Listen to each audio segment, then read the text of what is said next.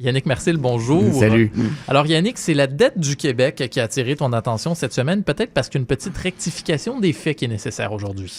Comme d'habitude en la matière, en fait, lundi, c'était congé, comme tu le sais, pour une grande partie d'entre nous et l'inénérable Institut économique de Montréal, ce think tank néolibéral, en a profité pour sortir un communiqué de presse annonçant que hier, mardi, la dette publique québécoise s'élevait à 280 milliards de dollars.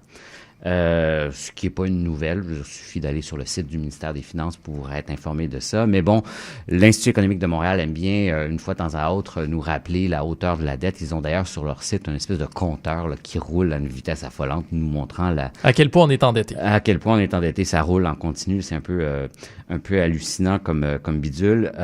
Et évidemment, quand on présente cette nouvelle-là, qui n'en est pas une, on la présente avec un ton un peu catastrophiste et effectivement, Michel Kelly-Gagnon, le PDG de l'Institut économique de Montréal, a dit dans ce communiqué, l'endettement du gouvernement devrait susciter une profonde inquiétude chez les citoyens québécois. Donc, la table est mise, nous devons être inquiets et mal dormir. Cela étant dit, comme tu l'as dit d'emblée, il n'y a pas de matière à s'inquiéter nécessairement pour 3 raisons essentiellement. Premièrement, l'IEDM présente, donc l'Institut économique de Montréal présente cette dette-là comme la dette du gouvernement, ce 280 milliards-là. Or, ça n'est pas que le gouvernement du Québec qu'on inclut dans ce 280 milliards-là, mais bien d'abord tous les paliers gouvernementaux, y compris donc les municipalités dont les dettes relèvent de Québec, mais aussi, par exemple, les sociétés d'État. Ah bon? Comme Hydro-Québec. Bien sûr, Hydro-Québec, qui est une société d'État, par définition, appartient à 100% au gouvernement. Et elle a, par exemple, Hydro-Québec, 40 milliards de dettes. Mais des actifs de 75 milliards. Et ça, on ne le mentionne pas. On mentionne pas ces actifs-là. Que ce soit une société d'État ou une entreprise privée, il est un peu normal d'avoir des dettes pour investir, n'est-ce pas, dans le développement des infrastructures, des capacités de production dans le cas de Hydro-Québec. Donc, c'est tout à fait normal d'avoir une dette. Je veux dire, PepsiCo en a et Hydro-Québec en a. C'est tout à fait normal. Et même sur le plan personnel, quand on regarde nos finances, ce serait bien décourageant de regarder juste le passif. Exactement. Donc, on regarde pas l'actif et c'est encore plus problématique pour une société d'État comme Hydro-Québec. Donc là, on a un 40 milliards, pouf, par exemple, si on prend uniquement Hydro-Québec, qu'on doit retrancher. Deuxième problème, le chiffre utilisé, ce 280 milliards-là, et c'est bien mentionné, c'est ce qu'on appelle la dette brute. Donc, c'est effectivement quand on additionne tout ce que le gouvernement et ses sociétés et les municipalités, les organismes parapublics, etc., doivent. Or, personne n'utilise ce chiffre-là. Pourquoi? Parce qu'il veut rien dire. Comme tu viens de le dire, si on regarde uniquement le passif, ça veut rien dire. Si on le ramène, la comparaison est boiteuse, mais faisons-la quand même.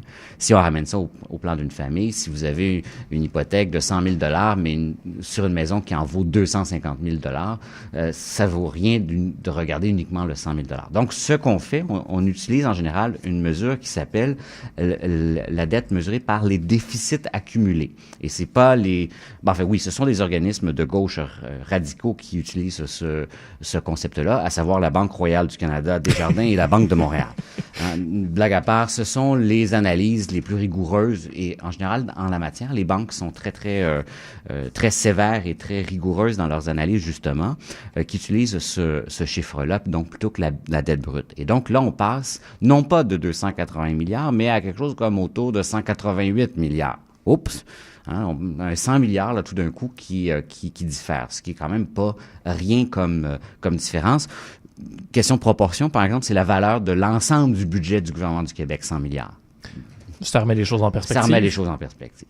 Mais surtout, en plus, je dirais, pourquoi ça n'est pas problématique? Pour 2 petites raisons de détail. Premièrement, la dette d'un État, on la compare toujours à la taille de son économie. Parce qu'un État n'est pas comme une entreprise ou une famille, bien évidemment.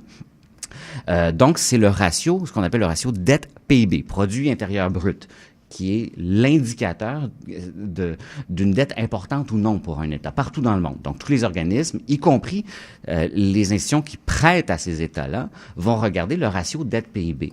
Or, depuis 12 ans, donc depuis 2002, la 12 à 14 ans, la dette, le ratio dette-PIB du Québec ne bouge pas, malgré la crise économique de 2008.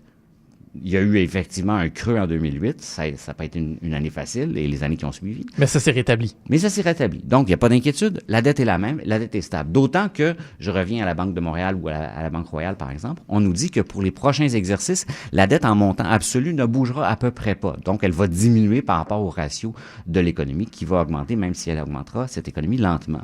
Et deuxièmement, cette dette-là, il faut savoir à qui elle appartient. Or, 85% environ, donc une grosse partie de notre dette, sinon presque la totalité, appartient à des Québécois. Hein, c'est la caisse de dépôt, ce sont les placements de ceux qui ont la chance d'avoir des épargnes dans des REER, par exemple, déposées dans des banques ou dans une institution comme Desjardins, qui achètent la dette du Québec, donc qui reçoivent les paiements d'intérêt, hein, ce qui est un des épouvantails utilisés par l'IEDM notamment.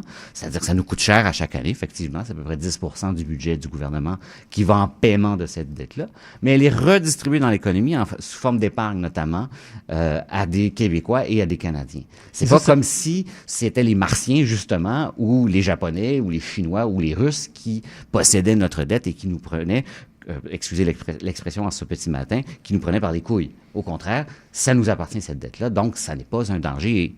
Et soit dit en passant, on n'est pas à risque du taux de change, notamment parce que notre dette est libellée en dollars canadiens.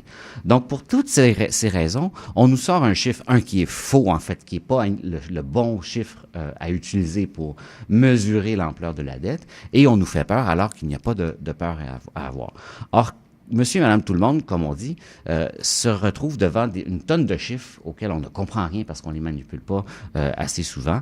Et à cet égard, j'invite nos auditeurs et nos auditrices à consulter un livre qui est lancé ce soir lors d'une conférence lancement au Centre Saint-Pierre à Montréal de Attaque Québec qui s'appelle « La dette du Québec, vérité et mensonge » chez M Éditeur, qui est un petit livre parfait, pédagogique, clair, 144 pages pour comprendre qu'est-ce qu'il y en est réellement de la dette publique. Parce qu'après tout, la dette publique, c'est pas sorcier, mais suffit d'y voir clair, puis suffit de savoir démêler effectivement le vrai du faux, parce que sinon on peut se faire raconter c'est des n'importe plus et des moins, il faut juste savoir dans quelle colonne mettre les bons chiffres. Et voilà, Yannick Marcil, toujours très éclairant. Merci beaucoup. Merci, bonne journée. À bientôt.